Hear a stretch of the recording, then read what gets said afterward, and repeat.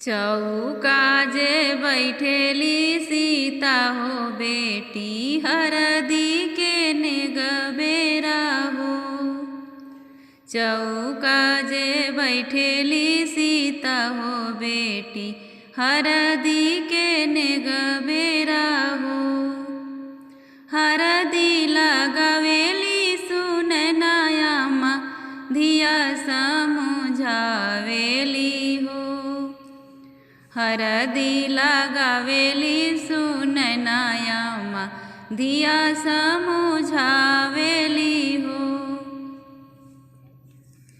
बेटी हो हरदी के गुण बड़ भारी हरदी तू बानिहा हो। बेटी हो हरदी के गुण बड़ भारी हरदी तू बानिहा हो।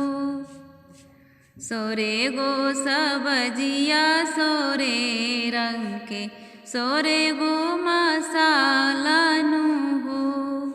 सोरे गो सब्जिया सोरे रंग के सोरे गो मसाला नु हो। एगो हरदी बीनु सब सुन हरदी बीनु सब सुना हो। एगो हरदी बीनु सब सुना हरदी बीनु सब सुना हो। बेटी हो हरदी के इहे गुण ले हरदी तू बानिहा हो। बेटी हो हरदी के इहे गुण ले हरदी तू बानिहा हो। बेटी हो हरदी के इहे गुण ले ससुरा तू बसिहा हो। चौका जे बैठेली सीता हो बेटी हरदी के नेगबेरा हो। चौका जे बैठेली सीता हो बेटी हरदी के नेगबेरा हो। हरदी लगावेली सुननाया माँ धिया समझावेली हो।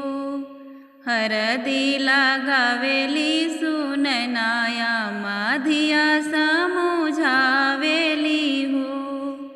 ससुरा में अलगे अलगे लोग अलगे अलगे नातनु हो।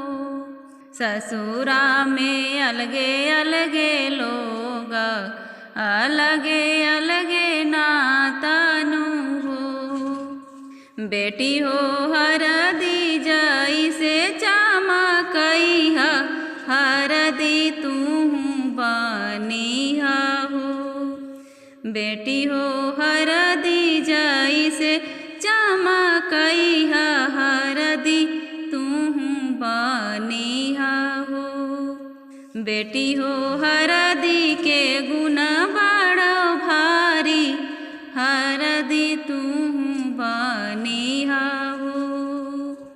बेटी हो हरदी के गुण बड़ भारी हरदी तू बानिहा हो। चौका जे बैठेली सीता हो बेटी हरदी के नेगबेरा हो। चौका जे बैठेली सीता हो बेटी हरदी के नेगबेरा हो। हरदी लगावेली सुननाया माँ धिया समझावेली हो। हरदी लगावेली सुननाया माँ धिया समझावेली हो। बेटी हो हरदी के गुण बड़ भारी हरदी तू बानिहा हो। बेटी हो हरदी के गुण